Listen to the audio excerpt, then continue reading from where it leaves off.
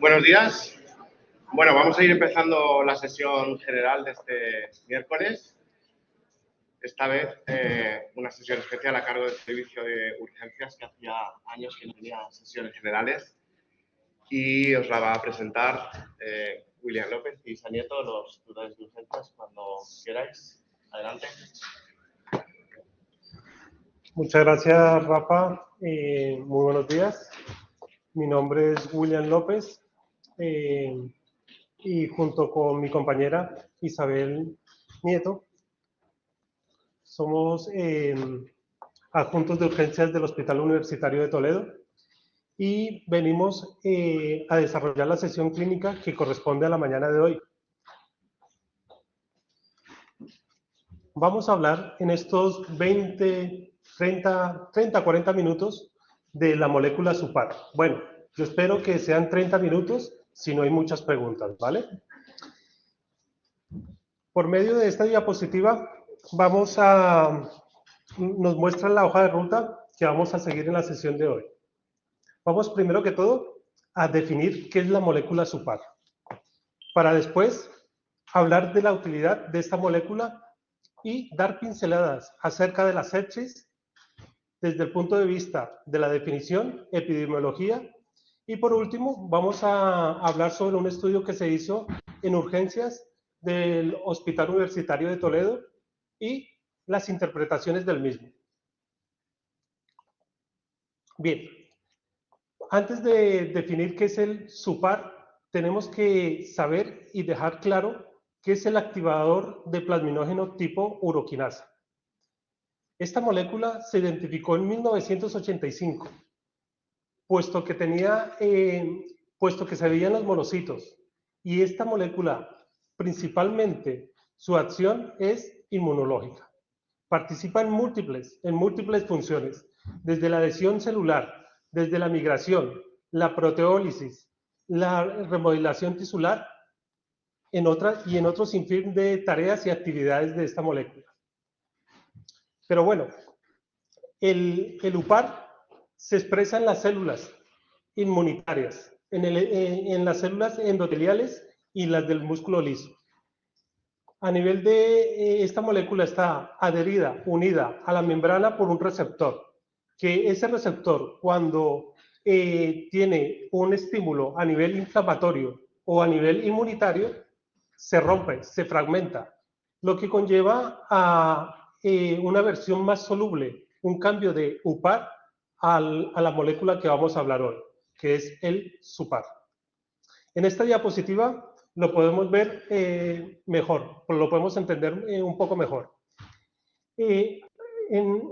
Vemos aquí la molécula del UPAR, que está adherida anclada a la membrana de la célula, que este compuesto GPL tiene alrededor de 283 aminoácidos, que cuando hay un estímulo a nivel inmunitario o infeccioso, pues este anclaje se fractura, se rompe y conlleva así a la formación del SUPAR, que es esta molécula, que vemos que tiene 3 dominios, D1, D2 y D3, que el dominio D2 y D3 es el agente quimiotáctico para promover el sistema inmunitario. Cuando un patógeno entra en el torrente sanguíneo, pues se eleva el SUPAR. Su concentración refleja tanto la gravedad de la infección y se correlaciona positivamente con otros biomarcadores desde el punto de vista infeccioso e inflamatorio. Los usos del SUPAR. Bueno, está ampliamente, hay muchos estudios avalados y normalmente se ha correlacionado con múltiples enfermedades y múltiples especialidades, desde la nefrología, oncología, la cardiología. A nivel de la cardiología, por ejemplo, es un indicador de aterosclerosis de mal pronóstico. Recordando que normalmente la placa de ateroma tiene 2 unidades. Un núcleo que normalmente se forma gracias a los monocitos, que en la superficie de los mismos tiene la molécula expresada, el SUPAR. Y estos monocitos se transforman en fagocitos espumosos, que gracias a los fagocitos espumosos y a los monocitos forman el núcleo de la placa de ateroma. Simplemente, al expresar esta gran cantidad de moléculas a nivel de la placa de ateroma, pues es el eje central para el pronóstico y para la progresión de la enfermedad a nivel de la placa de ateroma. Basándose en su papel, tanto del punto de vista molecular, la molécula UPAR y SUPAR podrían ser una herramienta alternativa y muy eficaz para mejorar el reconocimiento de las placas de ateroma, y fuera de eso, ¿por qué no decir que podría ser en un futuro predecir el riesgo de ruptura de la placa de ateroma? Bien, otro ejemplo lo tenemos con la patología del sistema nervioso central, con los trastornos degenerativos. El UPAR no se expresa tanto en el sistema nervioso central, pero cuando hay enfermedades degenerativas como la enfermedad de Alzheimer, la esclerosis múltiple, pues normalmente se eleva esta molécula a nivel del sistema nervioso central, correlacionándose con los trastornos degenerativos en esta molécula. Desde el punto de vista reumatológico, pues se ha correlacionado mucho con la artritis reumatoide. Es que hay muchos estudios que avalan el uso y el pronóstico del SUPAR en la artritis reumatoide. Pero a medida que avanza, y explicando esta gráfica, a medida que avanza en la artritis reumatoide, pues esto normalmente se va a aumentar en el transcurso del tiempo las células inmunológicas. Hablamos de monocitos, macrófagos. Estas células se interactúan entre sí y además forman a través de citoquinas, pues van a hacer una reacción inmunológica que muchas guías lo plantean como algo muy similar que pasa en las neoplasias malignas localmente invasivas. ¿Por qué? Porque conduce a una inflamación crónica, a una invasión, a una remodelación y a una destrucción del tejido donde se ve afecto y donde hay esta inflamación crónica. Fuera de eso, pues lo vemos también en la parte de psiquiatría, en la depresión, en la esquizofrenia. En la depresión, estudios longitudinales a nivel en Londres han corroborado la elevación del SUPAR con el diagnóstico de depresiones en adolescentes. A nivel de la esquizofrenia, también se ha correlacionado el aumento de SUPAR en los procesos y en el pronóstico de la esquizofrenia, más que todo cuando hay síntomas depresivos.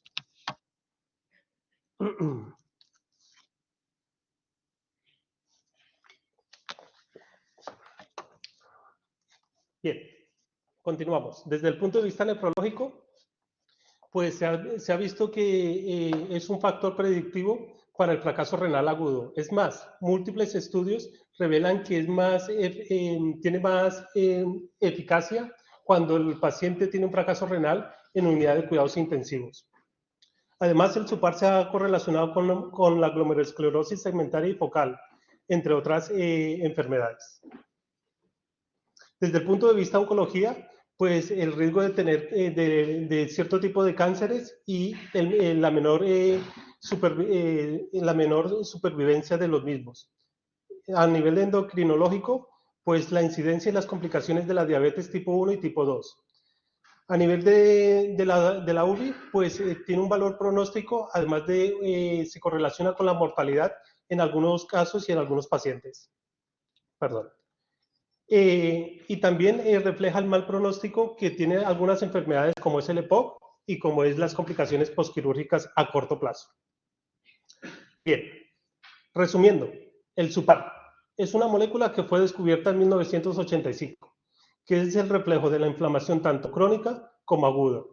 Es el predictor de enfermedades tanto crónicas como procesos oncoproliferativos. Y en la población general, los valores en hombres es de 2,5 nanogramos y en mujeres de 3.0 nanogramos.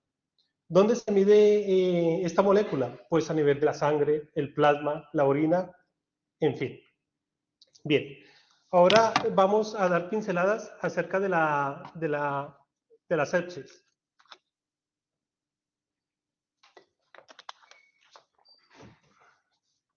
Bien.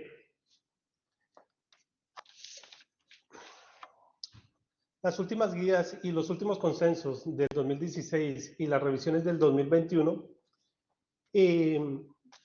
definen a la sepsis como un síndrome clínico que presenta anomalías desde el punto de vista fisiológico, bioquímico y biológico, causadas por la respuesta desregulada del huésped frente a las infecciones.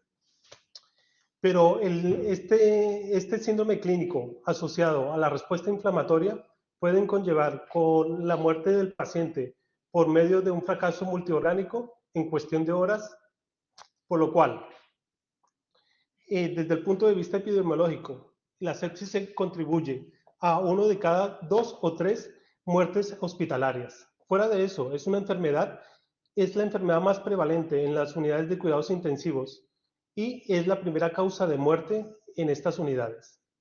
Y su incidencia está por encima de 100 casos por 100.000 habitantes al año. Bien, a nivel de urgencias, pues nosotros lo vemos en el día a día, ¿sí? La atención de estos pacientes con sospechas de sepsis o de algún tipo de infección se ha aumentado paulatinamente en los últimos años, suponiendo un 15% de las atenciones en las unidades de urgencias de España. Bien. ¿Por qué llega a ser un reto y es tan difícil a veces el diagnóstico de este tipo de pacientes? Y debe ser un reto el diagnóstico precoz, porque hemos visto la alta mortalidad que tiene esta entidad y además la alta prevalencia que tiene. Por lo cual, llega a ser un reto, pero tenemos un arsenal de medidas y de ayudas desde el punto de vista clínico, definiciones y algunas herramientas como los biomarcadores. Desde el punto de vista clínico, pues simplemente voy a dar algunas pinceladas, como los síntomas y signos específicos de una fuente infecciosa, que el paciente esté taquicárdico, que tenga fiebre, que esté hipotenso, que tenga signos de hipoperfusión, la disminución del ritmo de diuresis, el estado mental que esté obnubilado. Todo este tipo de síntomas y signos van a ayudar al diagnóstico precoz de la sepsis. Pero bueno, las definiciones también nos pueden ayudar. Las primeras clasificaciones en 1991 de los consensos de sepsis y posteriormente de sepsis tipo 2 requerían la presencia de síndrome de respuesta inflamatoria sistémica y la sospecha o la presencia demostrada de alguna infección.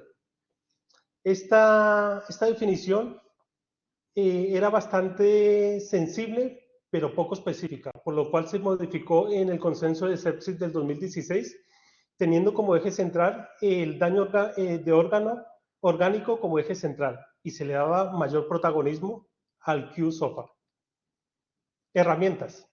Estas herramientas, y yo creo que las próximas guías van a cambiar mucho, más que todos los conceptos, las clasificaciones de sepsis en un futuro, simplemente porque estamos viendo múltiples estudios que avalan la implementación de un biomarcador o varios biomarcadores de uso sinérgico para el diagnóstico precoz de sepsis.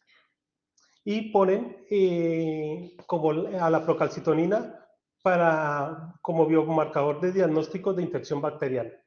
Y otros biomarcadores con rendimiento pronóstico a corto plazo, como es el lactato y como es el SUPAR. Bien, la siguiente parte de la sesión la va a dar la doctora Isabel Nieto.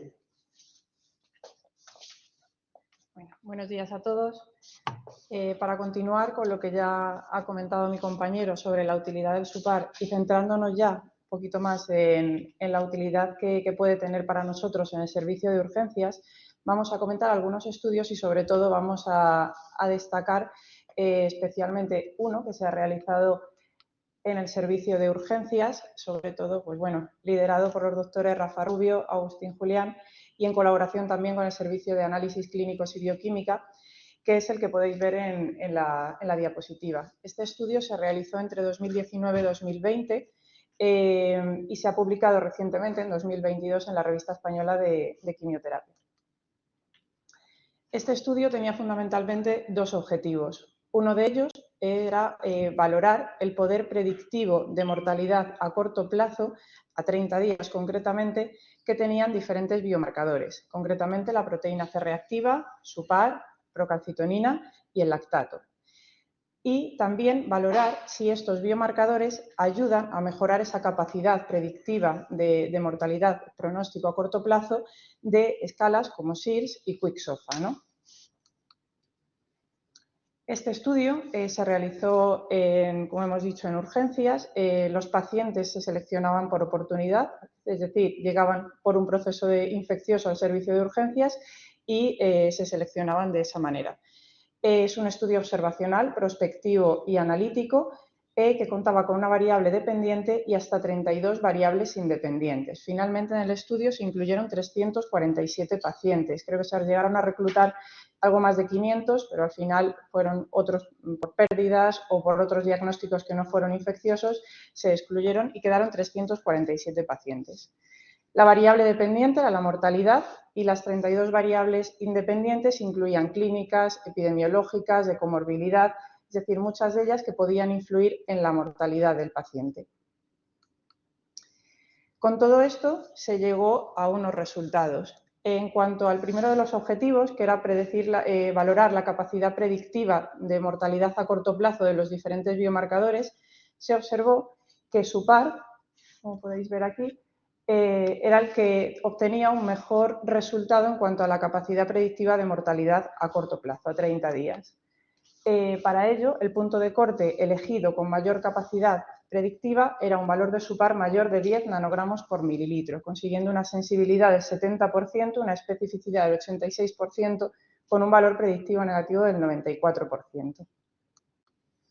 Aquí podéis ver los tres biomarcadores con una mejor capacidad predictiva, lactato, procalcitonina y SUPAR, donde vemos que lactato tiene una especificidad muy alta, procalcitonina también, y SUPAR destaca sobre todo también por una sensibilidad más alta, ¿no?, que los anteriores. En cuanto al otro objetivo, que era valorar si estos biomarcadores ayudaban a mejorar esa capacidad predictiva de las escalas SIRS y Quick-SOFA, inicialmente nos gustaría remarcar que Quick-SOFA demostró que era un buen predictor de mortalidad a corto plazo, no tanto así los criterios clásicos de sepsis de respuesta inflamatoria sistémica, ¿no? Comparando Quick-SOFA individualmente, SUPAR de forma individual y la combinación del modelo SUPAR con Quick-SOFA, se obtiene el siguiente resultado que veis en la gráfica, y es que mejora, combinando Quick-SOFA y SUPAR, la capacidad predictiva de mortalidad a corto plazo, ¿no?, alcanzando hasta una especificidad del 97% en conjunto entre los dos.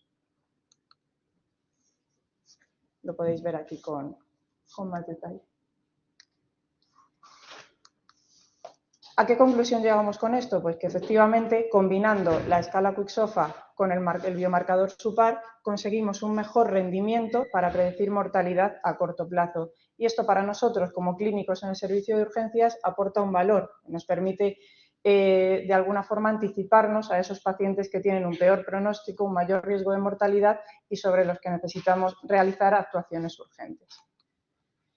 En el estudio se observó también, como ya también se observa en otros estudios que se han realizado en Europa en años previos, que un mayor nivel de SUPAR conlleva una mayor estancia hospitalaria y una mayor mortalidad. Concretamente, valores por encima de 6 ya implican una estancia bastante prolongada. Si veis aquí un SUPAR mayor de 6, pues con una estancia media en torno a 9 días, y un SUPAR mayor de 10 con una estancia media en torno a 15 días. Y la mortalidad ocurre lo mismo, ¿no? Vemos que aumenta de forma considerable respecto a los niveles de SUPAR que están por debajo de 6 nanogramos por mililitro. Es muy similar a otros estudios que ya también se han visto en Europa, donde efectivamente valores de SUPAR por debajo de 5 o 6 implican una baja estancia hospitalaria y una baja mortalidad respecto a los niveles más altos. Para nosotros esto, como estaba diciendo, también es de utilidad de cara a tomar decisiones sobre el paciente. Para ir concluyendo, ¿a qué conclusiones se llegó con el estudio? Pues que SUPAR era el biomarcador de forma individual que obtenía un mejor rendimiento pronóstico de mortalidad a corto plazo, concretamente a 30 días respecto a otros biomarcadores.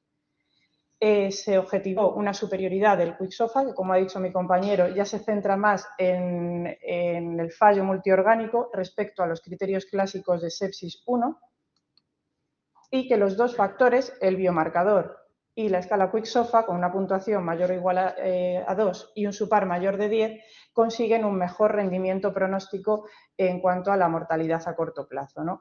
Con una especificidad del 97%, un valor predictivo negativo del 90%. Esto, como hemos dicho, para nosotros es importante de cara a tomar decisiones en urgencias. En esta gráfica, que vemos resultados de este estudio y que, como digo, se corroboran también con estudios previos, valores bajos de SUPAR por debajo de 4 en nanogramos por mililitro implican una mortalidad muy baja y nos permitiría incluso dar altas con seguridad desde el servicio de urgencias. En aquellos pacientes que tengan un nivel intermedio, en torno a 4 o 6, nos puede hacer plantearnos una observación y una vigilancia estrecha de esos pacientes, reevaluándolo a las pocas horas, y valores por encima de 6 supondrían ya un riesgo más alto de mortalidad y de necesitar una estancia hospitalaria más prolongada y, por lo tanto, nos apoyaría la necesidad de ingreso, incluso con valores por encima de 10, de a lo mejor una vigilancia muy estrecha durante el ingreso. En cuanto a otros usos en urgencias, el estudio que se realizó en Toledo era en pacientes que acudían con un proceso infeccioso a urgencias. Sí que hay otros estudios, no solo en pacientes que acuden al servicio de urgencias con infección, sino por el proceso que sea, que avalarían su utilidad, la utilidad de esta molécula en triaje. Hay un estudio que se publicó en 2019 que habla sobre la utilidad del SUPAR en triaje a la hora de evaluar el riesgo de los pacientes que llegan al servicio de urgencias. Como vemos aquí, los pacientes que tenían un valor de SUPAR por encima de 5,5 tenían mayor riesgo de mortalidad y coincidían con los niveles de triaje 1, 2 y 3, es decir, con los más graves, y niveles de SUPAR por debajo de 5,5 coincidirían con los niveles de triaje 4 y 5, por lo tanto, puede ser útil para intentar catalogar a los pacientes que llegan al servicio de urgencias y que creemos que ahora más que nunca, que además el volumen de los pacientes que vienen a urgencias es mayor respecto a años previos y es necesario priorizar adecuadamente a aquellos que necesitan una atención más rápida y precoz, pues puede ser una herramienta de utilidad y sería una buena línea para seguir investigando también. En conclusión, creemos que el SUPAR puede ser una herramienta útil, según las conclusiones de este estudio, como biomarcador individual de cara a tener una capacidad pronóstica a corto plazo de mortalidad y que, combinado con la escala QuickSOFA, pues aporta un mejor rendimiento a la hora de predecir mortalidad a corto plazo. Todo esto a nosotros, como clínicos, nos ayuda a anticiparnos, a mejorar la calidad de asistencia a esos pacientes que son graves y que necesitan antibioterapia precoz, soporte hemodinámico y no retrasarlo de cara a mejorar su evolución, ¿no? Y interesante la utilidad que puede tener en el triaje, como hemos visto, de cara a ayudar como otra herramienta más para priorizar a pacientes que estén más graves y que necesiten una atención rápida. De cara al futuro, pues actualmente no disponemos del biomarcador en urgencias, pero sí sería interesante y creemos que quizá no esté tan lejos el poder disponer de él para, ya digo, ayudarnos como otra herramienta más de anticipación ante estos pacientes que tienen que ser priorizados respecto a otros, ¿no? Y de cara al triaje, pues dejar esa línea abierta también de utilidad y más, como digo, en estos tiempos donde el volumen que llega a urgencias cada vez es mayor y se necesita anticiparnos a los pacientes que son más graves. Pues muchas gracias.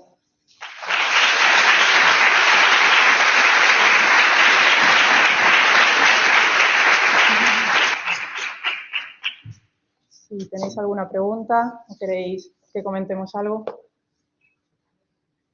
¿Alguna pregunta por ahí? Ángel. A ver, claro, no hemos visto de los 300 y pico pacientes que hay en el estudio, qué tipo de infecciones tienen. Evidentemente, el paciente que llega con una meningitis clara, una endocarditis o urgencias, necesita tener un marcador de esa entrada, que es un paciente que tiene mucho cuidado y que el pronóstico es serio.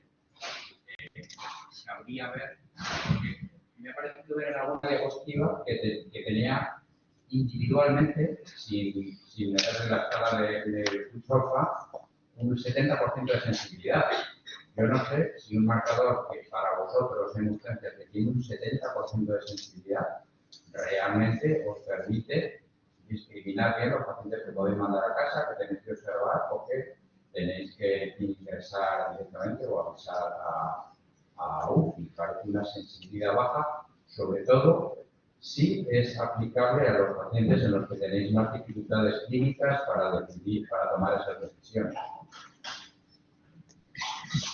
Yo creo que sería, Ángel, una herramienta más. Efectivamente, es un marcador muy sensible que, como bien dices, pues puede también llevarnos a cierta confusión, pero yo creo que es una herramienta para sumar a otras cosas, ¿no? A otros criterios clínicos, analíticos e incluso, como hemos visto, a la escala Quick-SOFA, pues para orientar a un mejor rendimiento a la hora de atender a estos pacientes que no se nos escapen.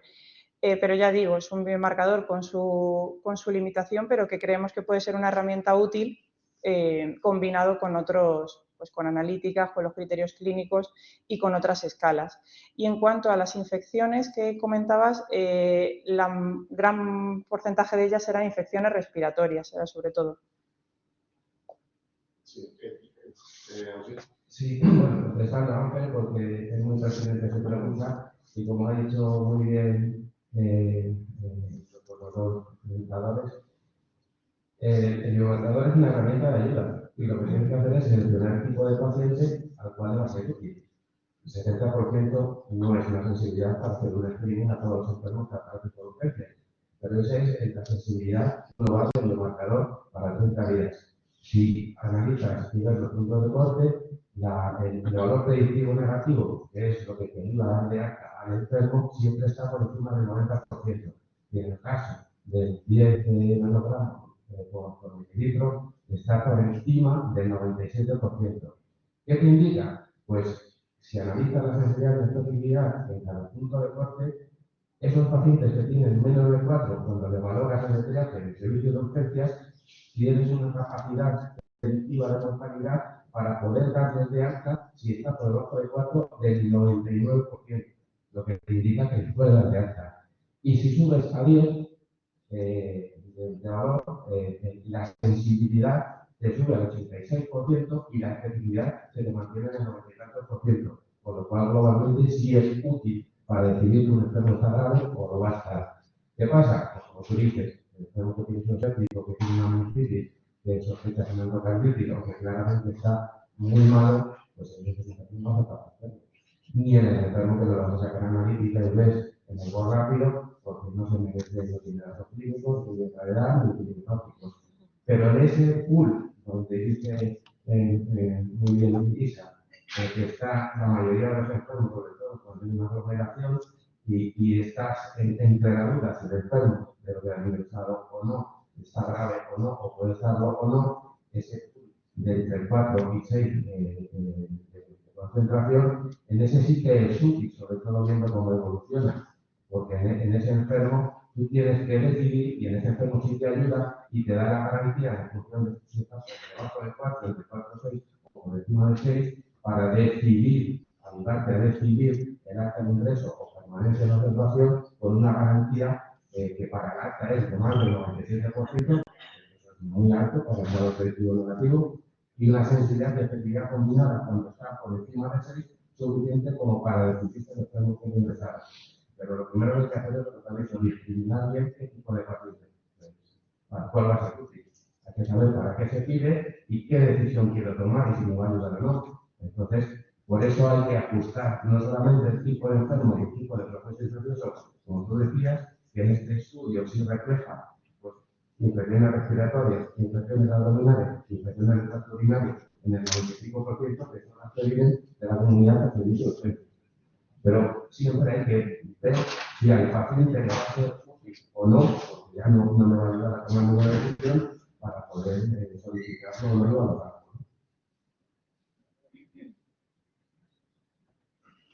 ¿Alguna pregunta más? Que no quiero hablar de esto, parece que vengo a hablar de mi libro.